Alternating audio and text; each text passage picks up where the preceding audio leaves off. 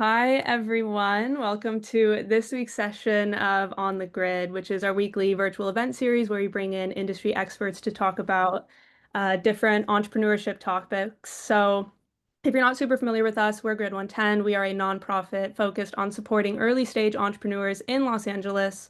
And we primarily do that by hosting no cost, no equity accelerator programs and providing resources and workshops whenever we possibly can. So, today, we are super excited to have Muhammad with us. He is the founder of Tijara Ventures, and he is here to talk about, some experiments that can help you reach product market fit faster. So, Muhammad, thank you so much for being here, and I will pass it over to you. Thank you so much. Really appreciate it. As we, a huge warm welcome from the partially warm London. So I'm right next to Heathrow Airport, as I was saying to Estelle, Joanne, and Lance. If you want to pop in to London anytime, I'm right next to the airport. So just you can't miss me. You can't miss me. So yeah, a huge warm welcome from our sides. My name's Mohammed. We're going to be going through something that was really critical for me on my journey. And of course, everyone's got their own, golden nugget, that typical moment that just, things click. For me, it was, yeah, I love the business model canvas, but how do we actually apply that in our businesses, in our startups, and all the incredible work that you're doing? That's why I called this session Beyond the Business Model Canvas, and how we can leverage this tool in the way that I think we're meant to. So, a little bit about me. Started off in at Deloitte, and I'm still cracking that joke every time I meet a fellow alum. Delighted to meet you, mate. Delighted. So I worked there for a few years before going into innovation and startups. So I started my own edtech company. We managed to get to number 5 on the global iOS charts when Tinder was number 3. So, almost that was our claim to fame at that time.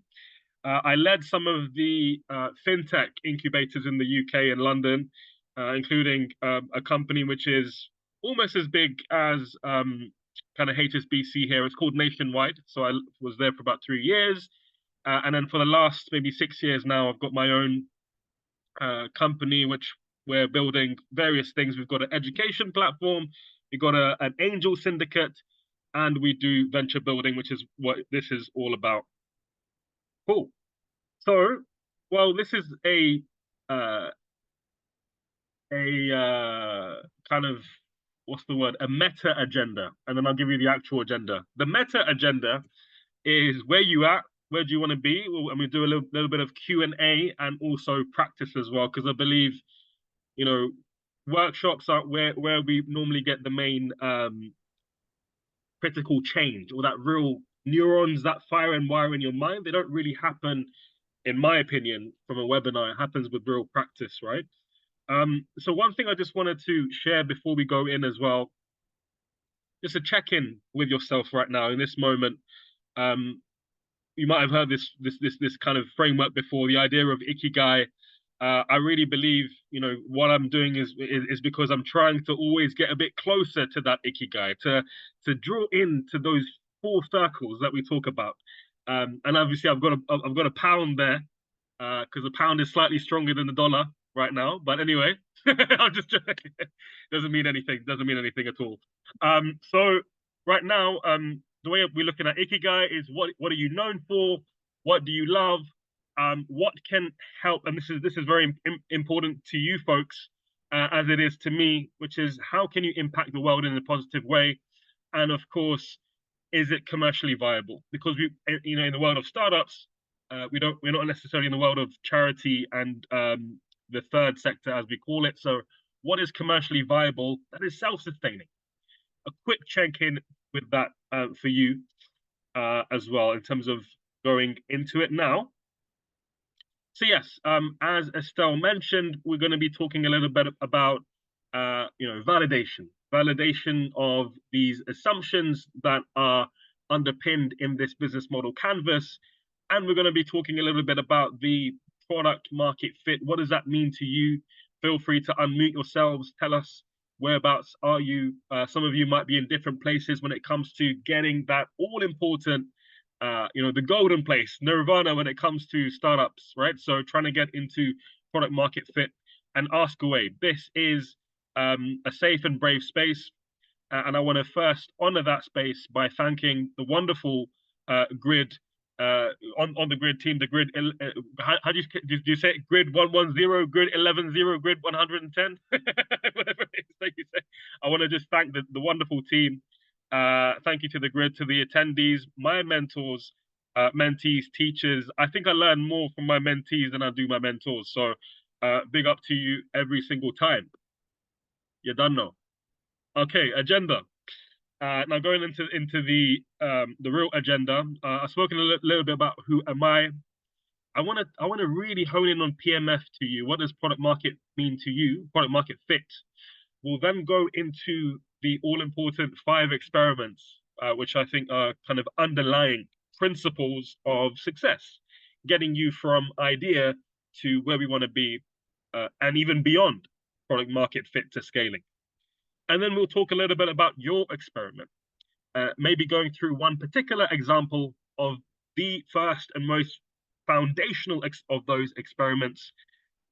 And if we've got time, I'd love to do a live demo, right? I'd love to do a live demo. I can be your pretend early adopter, and you can ask me the questions that we'll go through in that as well. Okay. So there's going to be a little bit of talking. Apologies, I don't really like talking too much. I just like listening much more. But anyway, I'm gonna kick it off in terms of just talking about the BMC, right? The business model canvas is essentially this, and you've probably seen it tons of times, right?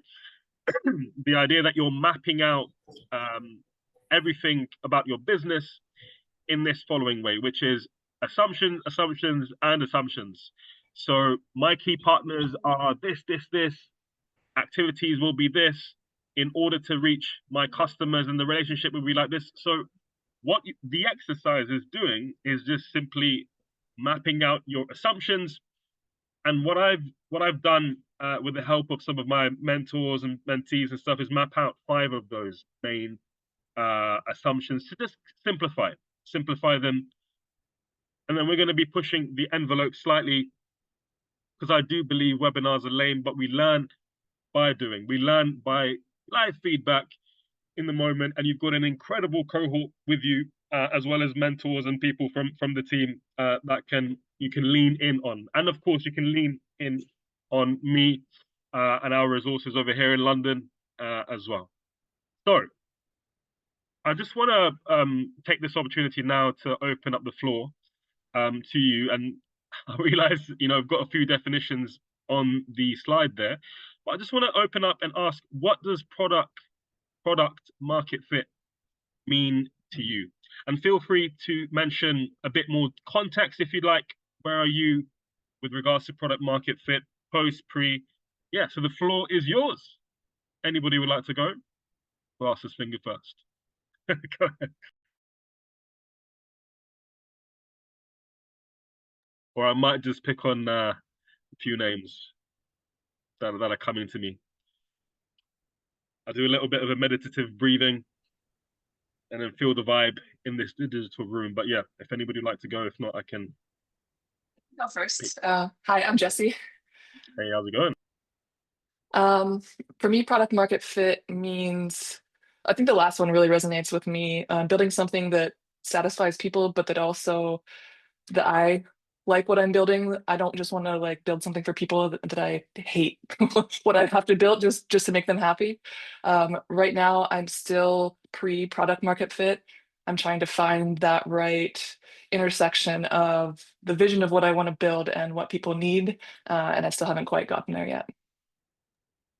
Very beautifully articulated. I think you reminded me of a really interesting blog that I wrote, but I'm gonna pause. Sorry, a blog that I read. I didn't write, but essentially it was all too often, if I can say without sounding controversial, in this kind of extremely capitalist kind of revenue focused marketplace and the ecosystem, we forget the all important ikigai, this element of like you loving the problem, you building something that you love as a entrepreneur, as a designer, as a product kind of owner, are you loving what you're doing? Are you able to kind of see it through from, in terms of grit, in terms of tenacity, in terms of roadblocks that you might be hitting?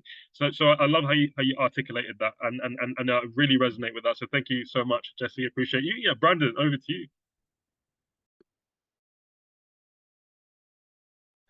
Off mute first.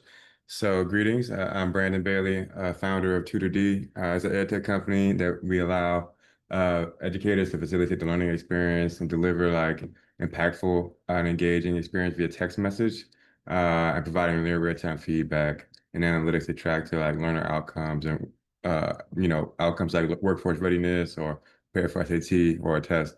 But regardless, what I find with product market fit is yeah, you have a customer base or something in the market that is like more pull than you can like deliver. And it is like Jesse was saying, like is aligned with the roadmap or the vision and the mission of that you kind of set out with. Then like you can't like really satisfy that pull or like the features or the bugs that are coming in, or you don't have the resources to. I think that's a good signal for like product market fit right there. And being able to articulate that or show that in a story, some kind of way can help like show traction, I guess. But yeah, that's kind of what I interpret it as. Appreciate it. Really, really well articulated as well. Because when you were talking, I was just, I'm quite a visual person. So I was imagining that bell curve of your early adopters and that, crossing that chasm, this pool of customers that you're saying, as in there.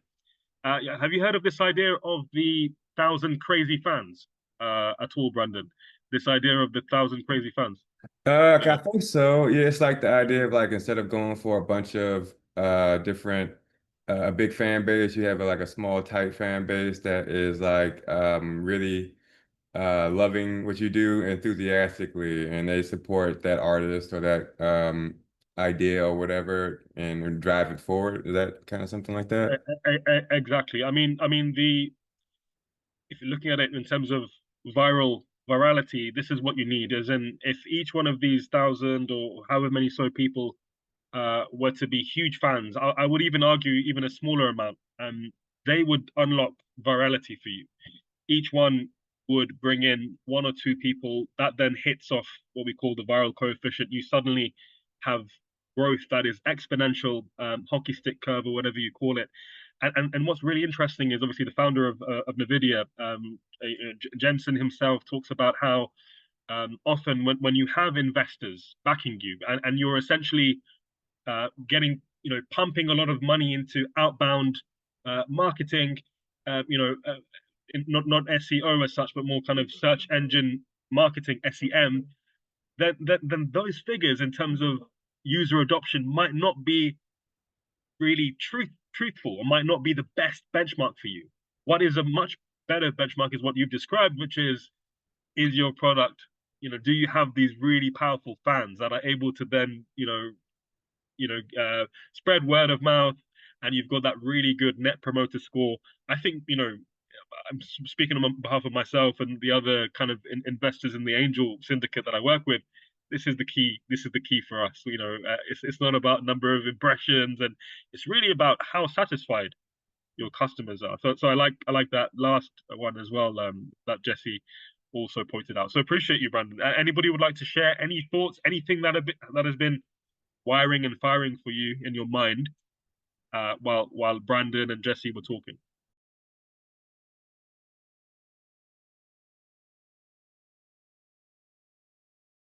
Yes, of course, Luciana. Over to you.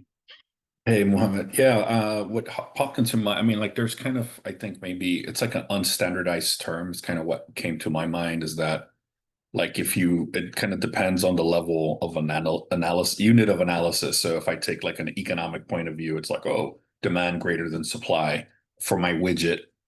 If I take like an organizational purpose point of view, it's like in a market that I feel compelled to create something for. If I take a founder point of view, it's like something that brings me satisfaction, aligns to my values and purpose. And so I kind of think it's a really interesting concept that kind of can, depending on how you frame it, touch different levels. So that's kind of what came to mind. Wow, well, thank you so much for sharing that. I never thought of that in so many different ways in terms of your own curiosity and how PMF is intersectional almost. I love that. I think that deserves a blog post, or at least, and I really do mean this.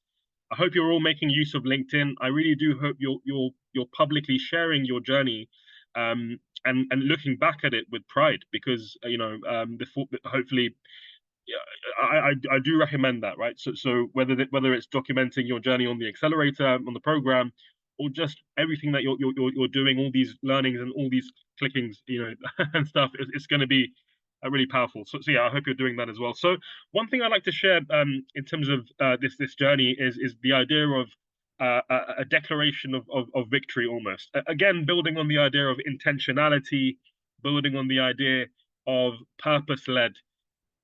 This is, feel free to take a screenshot here, or make a note of this.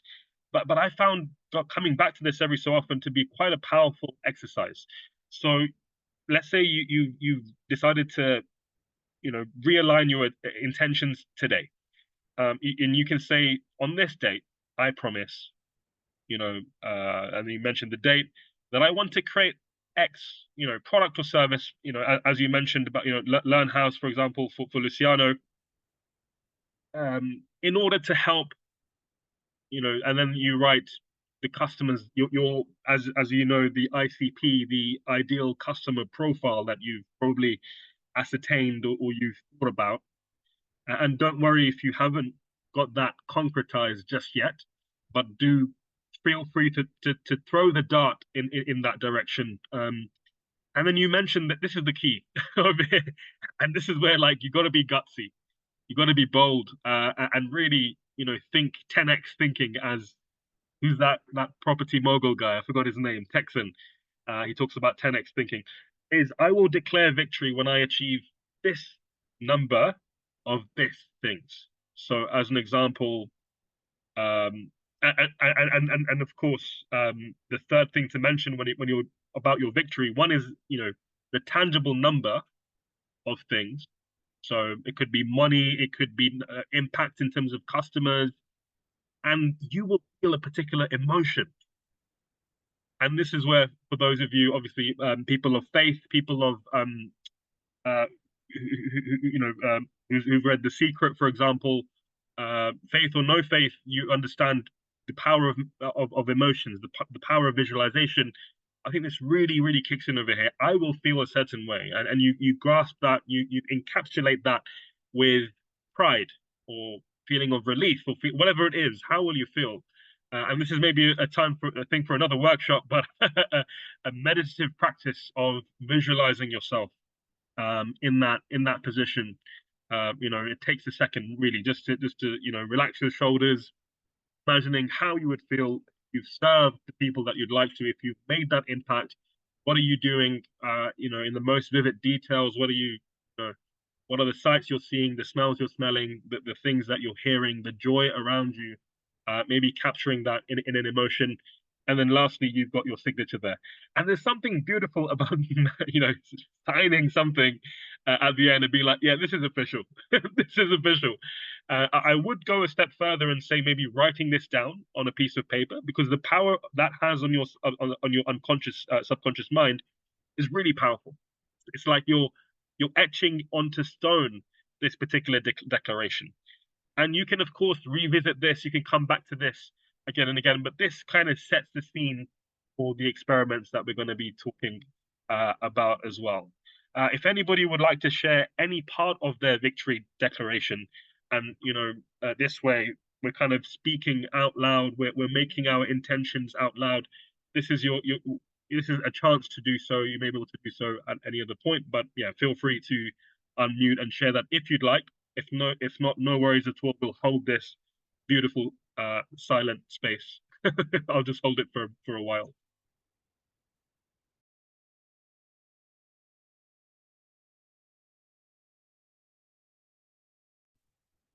Yeah, I just want to say, I think this is the first time I've seen this. I really like it. Kind of a personal social contract of sorts.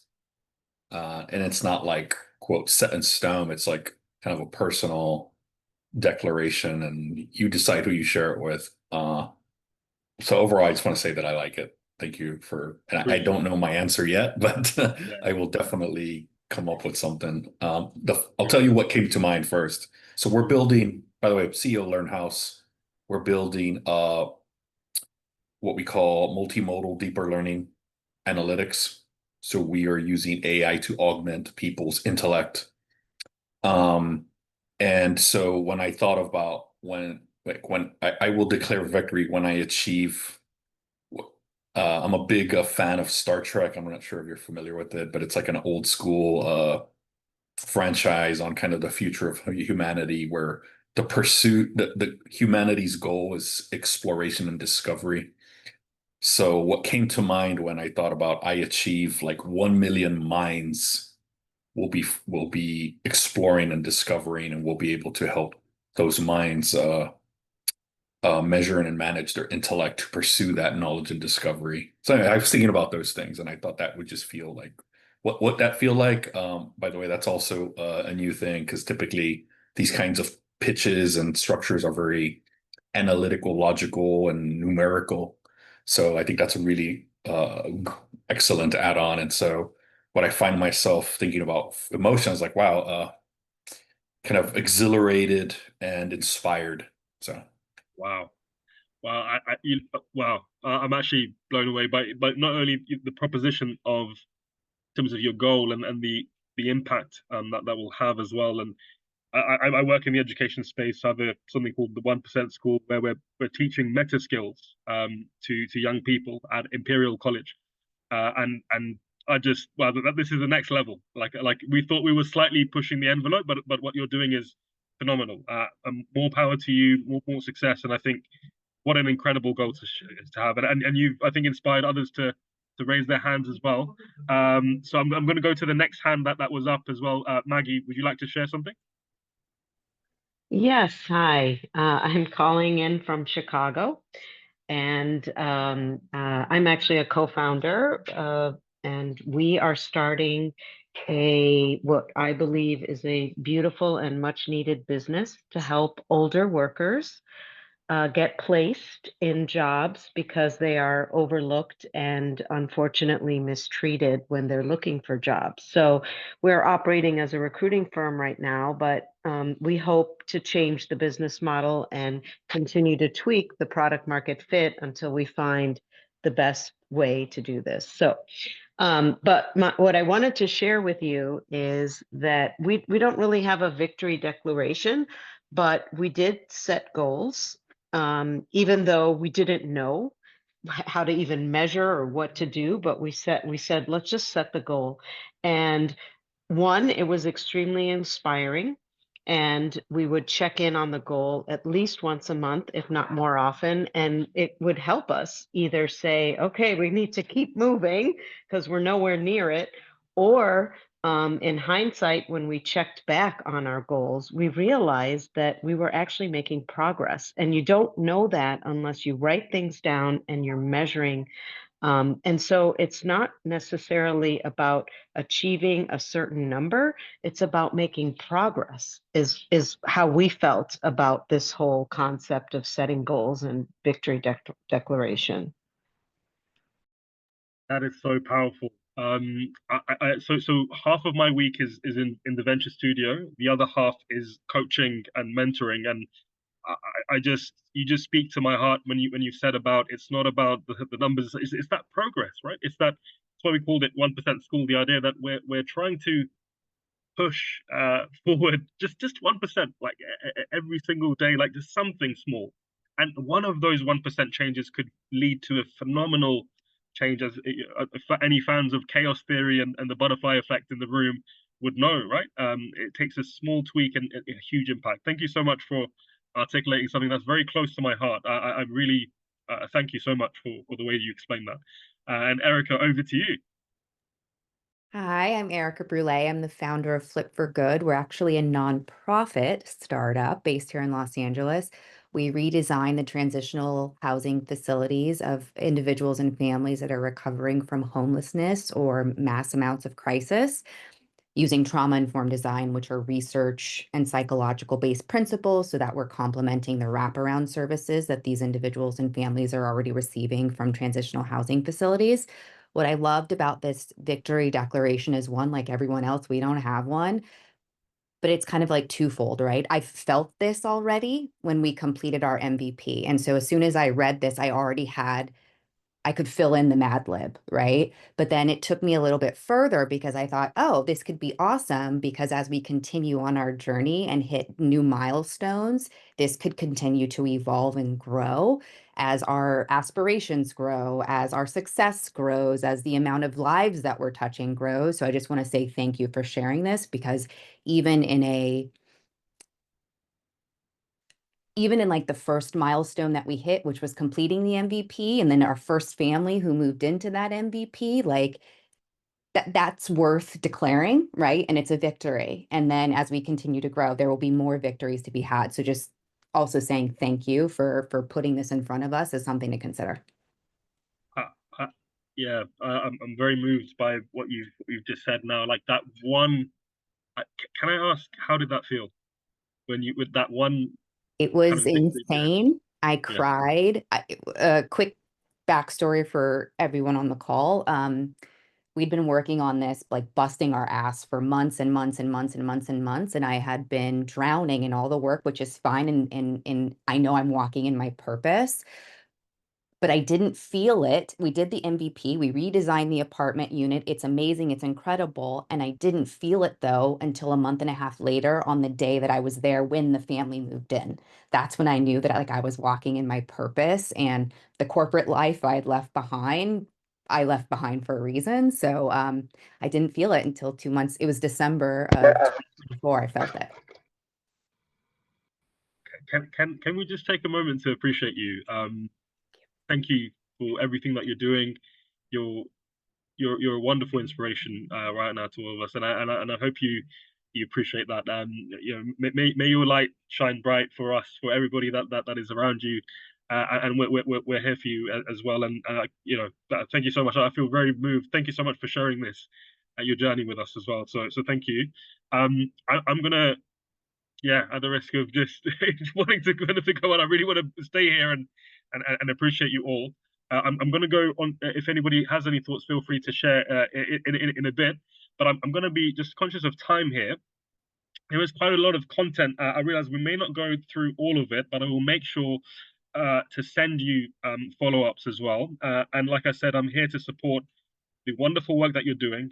Myself and my team will can you know support you with any follow-ups and any things that you'd like as well, just completely as a gift for everything that you're doing. And perfect. So just going into this, the arguably going back to the business model canvas, we are left with more questions than answers, meaning it's great that a lot of the strategizer crew, the fan crew, as well as incubators use this model, which is brilliant. But then the question is, what order do we start in terms of building out this business model canvas? What experiments or tests do we run? And then how do we run them as well? And underneath all of this is one underlying principle, and then 5 assumptions, as I mentioned earlier. And that underlying principle is that customers don't buy products. Customers essentially buy solutions to problems. And what we normally call hair on fire problems, problems that are very important to them, is key when in this context. And now I'm going to go over to this kind of table, which doesn't really make too much sense until I talk about it. So here are 5 assumptions. And the way that we've put this together is it's called the prove model. We called it the prove model. Number 1 is so the P really stands for people and problem. Finding your early adopters, your early people that will be, essentially, that are dying for that solution, essentially, right? So that's the P That's the first assumption over there. And the assumption, just to articulate it a bit better, is that you can find people that are actively trying to solve the problem, right? So this is this phase over here, the P, which is people and problem. You're essentially finding your early adopters. And the simple test over here that we have to take, and by the way, I've said this to a few vibe coding entrepreneurs these days, which is brilliant. I'm all for lovable, bolt, replit, cursor. It's collapsed the time from idea to MVP, no doubt about that. But you still can't skip this phase, in my opinion, right? Feel free to disagree with me, but I believe this is where you earn your stripes as an entrepreneur. It's the customer interviews, right? It's understanding them in depth, and surveys just don't cut it. I really believe surveys don't really cut it, because as good as seeing patterns and data and trends are, I feel, in my experience anyway, and again, look, I'm not, you know, the ultimate OG of all things. I'm just talking from my experience. The the interviews are where, you know, really data rich conversations and you know, your potential to kind of be hyper relevant is unlocked, right? The hyper relevancy comes through conversations. But so yeah, we'll talk about that a little bit later on. We've got a few slides if time allows. So that's the first kind of phase, or the first assumption. And the next one is refining the offer. So we went from people and problem. That's your first kind of you know, phase or assumption. The next is refining the offer. And what does that mean? You refine the offer. This phase of refining the offer, the assumption we're tackling is that people actually want help in solving it. And I can explain this a bit more later on as we go through the customer development process. But is it are they really dying for this product or service? Like, that's the assumption that we're testing, and then we're testing that through cold outreach, right? Cold outreach, you know, you could be doing this in person, over the phone, through what we call digital watering holes. These are the methodologies in order to do so. The next phase, phase 3 out of 5, as I'm calling it here, is what we call offer optimization, or what we call, you know, will they pay you to solve it? It's all good having an offer. It's all good that you've got a landing page and people are clicking. But when it comes to the currency test, or as we can call it here, are people actually willing to put some dollars to, you know, towards what you're giving them? And probably the safest way to do this, if you're, whatever service you're building, platform, product, is through pre-sales. So that way you're essentially kind of gathering the revenue, gathering the capital upfront before you build, with the promise that you'll obviously refund the individuals, you know, in case this doesn't get built. And of course, there's a lot more to discuss. I'm giving you a high level overview. The next phase, phase 4 out of 5, is now you're verifying the usability, or we're focusing really on the usability here. Can this solution that you're building really solve their problem? And I like to call this as, you know, the manual solution test. So you're taking the customer on a journey end to end, and you're observing them in real time, ideally, if you can, and you're getting live feedback from that customer journey. This is where I would normally sit with an entrepreneur, look at their entire kind of customer journey, and be like, okay, how's this doing? Have you tested this bit? And you don't have to test the entire end to end if you can't. You can break it down into what we call user probes. This is something that Microsoft, my previous co-founder and colleague who was at Microsoft, and they kind of did this wonderfully. That they were able to break the user journey down into significant probes that would then be sent in front of customers, and then that feedback was phenomenal. It was used to tweak the entire journey. And then last but not least is, of course, once you've you know, verified that usability, and I like to call it you're moving from a minimal viable product to a minimal lovable product, a product that is, you know, good enough for you to be, for it to be sticky, right? People love coming back, you know, and a real sign of that is what we call, you know, emotional delta.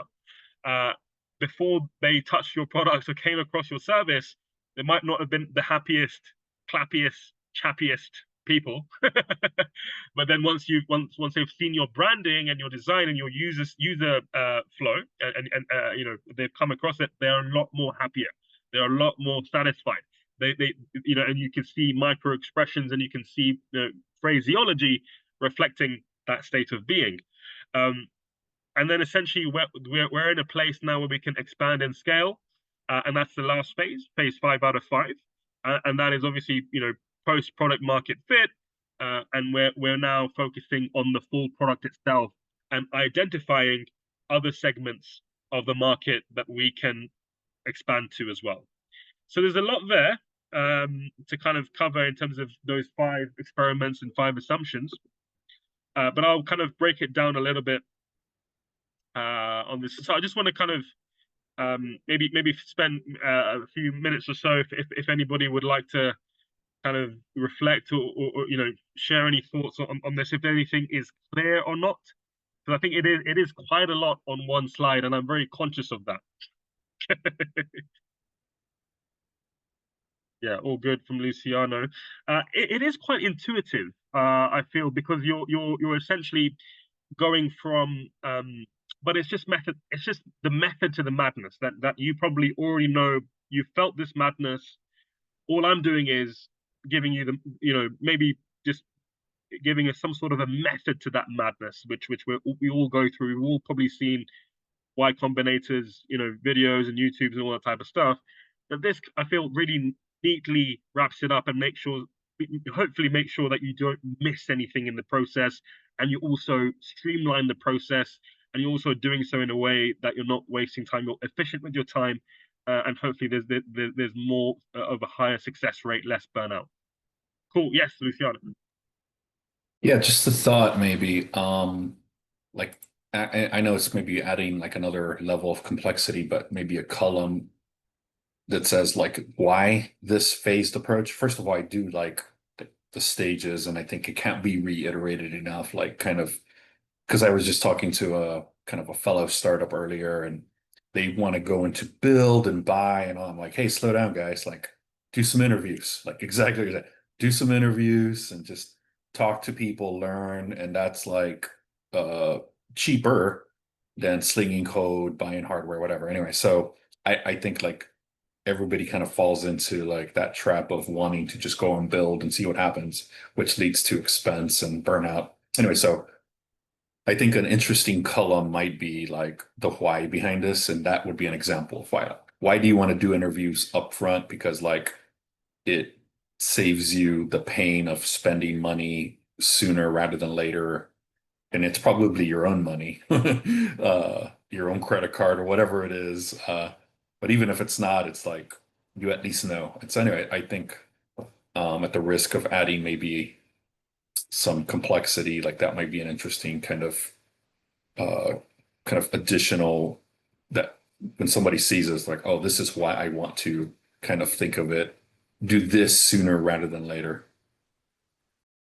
You know what, I would say that adding the why would make it even simpler, because once you know the why, the what becomes so clear, and the how becomes even clearer as well. So definitely, I think that's a very, very good suggestion to add kind of, you know, the importance, you know, and contextualizing it in the journey. So thank you so much, Luciano. Really, really appreciate that.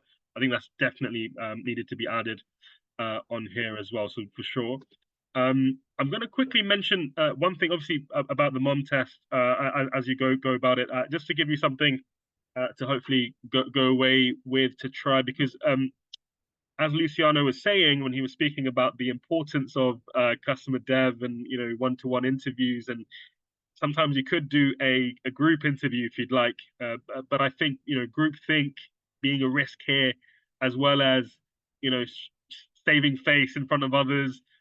I really think if you you know, if you approach the one-to-one in a way that you're lowering their guard, it becomes almost like a therapy session. It becomes like a coaching session, and it is so powerful. That's why I'm a huge fan of the mum test. And Rob Fitzpatrick has really instantiated what was on the mind of so many people, but they couldn't explain it, in my opinion, as good as Rob has in this, right? So, yeah, I'm not going to go through this because I know I'm assuming here that a lot of you are already implementing this within your day-to-day. How are you going about testing your assumptions? But the idea is quite simply, I just want to share my kind of very simple application of this. So essentially, you're going beyond when you're doing your interviews, you're going beyond the idea that of going from subjectivity to objectivity, right? Quite simply, you're going to be asking them about what's really happening tangibly in their lives. You're not going off on a whim or emotions. Really, you're focusing on what is the problem that they're focusing on. Why is it a problem? And here's my little addition to Rob's thing, and you can say this is probably the only addition that I added to any of the stuff that Rob has spoken about, which is I call it the what why framework, which is quite simply almost like a thing to have in the back of your mind when you're having that call with your prospective early adopter or customer. Even if you were to go on, I don't know, Mechanical Turk, or find somebody online to have a chat to on Reddit or whatever it is. First thing is first that you identify what the problem is. I was talking to a dating app founder just last week, and of course it was quite an easy example for me to use in this context. What is the problem? I can't find a husband, right, or a wife, or whatever it is. Why is it a problem? Sorry, and the problem was specifically with the existing apps. The existing apps are really bad. That's the problem. Why is it a problem? Oh, because it's, in their words, a cattle market. Wow, very powerful, very polarizing. But the idea is, I don't know who I'm swiping right on left. It could be the next Tinder swindler. It could be, God knows who that is. Okay, that's a problem. What are you doing to solve it? Well, I try to find out who they are. Sometimes I ask for a driving license, but they don't really take kindly to that. And then what are you doing? And then why is that a problem? It's like, if I don't know who they are, I wouldn't want to meet them. Then I'm stuck in my flat, not approaching any guy or any girl. Okay. Then you go, what is the problem? So you go back around. It's like, okay, so then, what is the problem then? Like, so then you kind of keep going round and round, and they'll say, well, and then what are you doing to solve it? Well, I'm not really doing anything to solve that problem. Okay. So the golden point there, or the point where you might want to address and realize there isn't a solution to, it's almost very similar to the 5 whys, is that point that there isn't a solution out there is indicative of something that needs to be built, if that makes sense at all. So we're going almost to the 5 whys here to address the underlying problem, which holds merit in solving.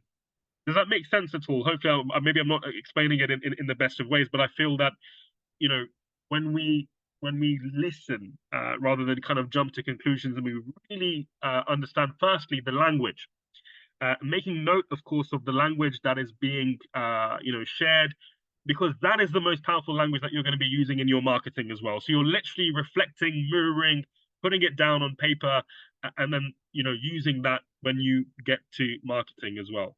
So yeah, feel free to take a snapshot. This is essentially, if you'd like to do another set a round of customer interviews, this is probably an easy methodology. Firstly, you're going to be prepping, you're going to be understanding. Feel free to use your any AI of choice, whether that is your Claude or whatever it is, to understand what are the most mum test proof questions that we can ask this cohort of people that we've got access to. Then you choose that particular batch. You go for your ideal one. If they're not available, then the next one you ask the interview. And I look, this is my methodology. I normally ask, say, would you be up for a half-hour chat? which is we're going to be talking about your problem, and I literally cheekily say it feels like a therapy session. So feel free to come to us to vent. And then you meet them, right? So you meet them online, very easy in this day and age.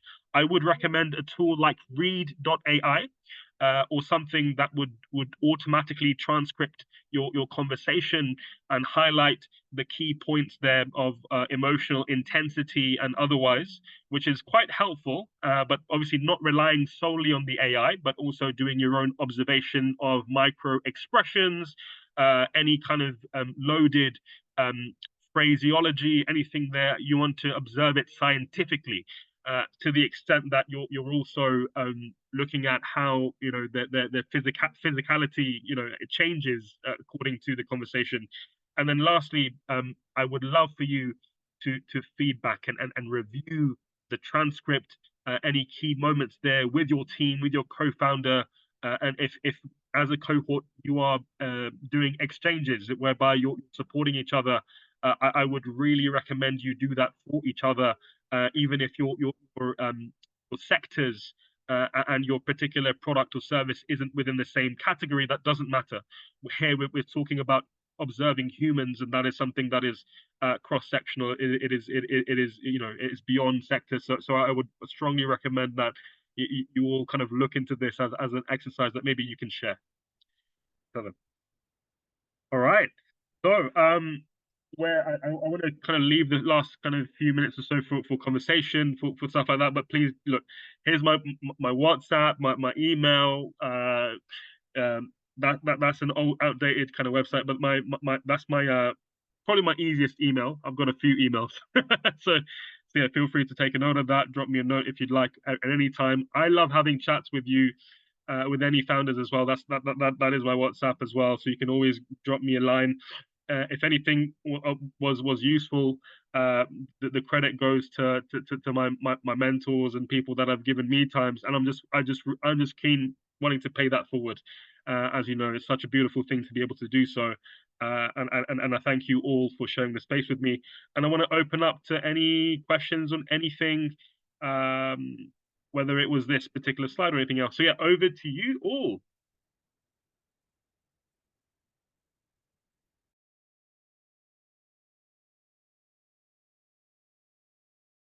And in fact, maybe one prompt I wanted to put out there is where are you when it comes to this particular 5 phases, and then where would you want to be? Maybe set an intention. Yes, over Maggie, over to you. I have a question. So I'm not sure exactly where we are in the phase, but I will say that we spent quite a bit of time, in theory, if you will. Okay, what's this? What do we do? What do we say? How do we say it? Da, da, da, da. And then we did an accelerator with Kristen Bell, who I can see is on the webinar. So shout out to them. They did such a great job. And we did what you're saying. We started with some customer interviews. We did some cold outreach, and we just started getting our feet wet. And we have done some placements and have seen success. So now the question is, how do we find like the narrow group that really loves our product? So where we've seen success has been with friends and people that know us that were willing to give us a chance. So maybe, if you will, that's not really fair, right? Okay, so we know those people. How do we take the next step and figure out, is it a special industry? Is it a certain type of person or a role within the company? Or like, I think that's where we're at now, is we believe there's a need for what we have, but we want to find the people, like I think you referenced it earlier, the 1,000 fans. Where are they and how do we find them? Oh, I love this question. I love this so much, because this is something that it's the perfect question to ask. So there's an exercise for this that I'd love to share with you. It's called we call it customer roleizing. So here's the assumption. The assumption is your customer profile definitely exists. Where does it exist? We like to call it in our venture studio, it exists in digital watering holes, right? So imagine back in the day, our ancestors used to be, all flocking towards, wells and wherever there was water. That's when the news of the town would be shared and stuff. And in those specific conversations, you'll be able to lean into everything that you'd like to know about what's happening and all the gossip. So similarly, we also learn about each other. So where do we learn about each other? I think it's on platforms like Reddit and LinkedIn. And my bias is towards LinkedIn. And why I say that is as follows. The customer that you're looking for has a title that they call themselves, right? That's your ideal customer. That is so. Imagine with me for a moment, if you will, something that you've probably imagined before or seen before. But it's that bell curve in terms of customer adoption. If you might have probably seen this, so you've got at the beginning of that bell curve, you've got these early adopters, and then you've got this kind of early majority, and then you've got what we call the laggards, those ones that, okay, fine, everybody's doing it, I'm doing it. So what you're asking about is that early adopter. I'm more than happy to share with you the particular exercise. It's 2 pages worth of questions and a little graph to look at. But I'll leave you with one thing: is ask yourself the question, what is this individual? Maybe just have a brainstorm. What do they call themselves on LinkedIn? So are they, ideally this kind of person or personality trait? And one thing you can do to help you with that is an empathy map, kind of exercise, which is again Strategizer. Their tools are all over the place, which is phenomenal tools. So you can grab hold of that as well. But more than happy to share that exercise with you. Maybe I'll share it with Estelle, and then we can share that with you folks. But yeah, does that make sense? Like maybe just think about what do they call themselves, and then you can find them on LinkedIn. That's a really particular. But we'll go into more detail for sure. Cool. Is that okay? And Luciano, feel free to let us know what's on your mind at the moment. Yeah. I mean, just a quick piggyback. Totally would love that. I mean, tool or process that you're proposing. Yeah, I just wanted to say thank you for kind of sharing this, like where we're at. So actually, we had already kind of gone through this approach. We used kind of a similar approach from an organization called Mach 41. Which is heavy deep into like customer interviews, and it's a very structured methodology for like testing different hypotheses, like super raw, low fidelity mock-ups, trade-offs between kind of different, I'll call it not even feature sets, capabilities. Anyway, so we got blown up by Taco and Doge. I'm not sure if those terms mean anything to you in the UK, but like, Doge, the whole Elon Musk thing. So yeah, our go-to-market got blown up by those things and the whole tariff thing. So we're still okay, but like we're now we're restarting this process in anticipation of more chaos and uncertainty. And so this is super great timing for us to kind of like, oh yeah, like how do we rethink our approach? And so I just wanted to say thank you for kind of injecting that, especially kind of the whole victory declaration. I think that's gonna be a great enhancement to kind of our framing of like what does success look like, and how do we kind of think about it in different ways. I appreciate you, Lisa. And you might have heard this a lot, and it's very difficult to hear for a founder going through a stressful situation. But it is some of the greatest startups, and obviously are born out of that stress, right? So the idea that these kind of macro and circumstances aren't ideal, but they will give rise to innovation in order to kind of be the opposite, opposing force to this. And heart goes out to you all. Particularly, I recollect the lockdown here and how many businesses shut off because of that, and likewise what's happening currently right now with Doge and everything that you mentioned. It is a very difficult time for a lot of us, and heart goes out to you all. But but realize, and Luciano, I think the work that you do speaks to this, right? I'm just fascinated with the human brain and how adaptability quotient plays into everything that we do. So more powers, more life to all of you, and keep iterating, keep innovating, and yeah, I'm here to support everybody here on your cohort likewise. So thank you all very much. Yeah, anybody else any kind of like thoughts before kind of, I think Estelle, we've got about a few minutes, so we're going to have a few parting thoughts as well.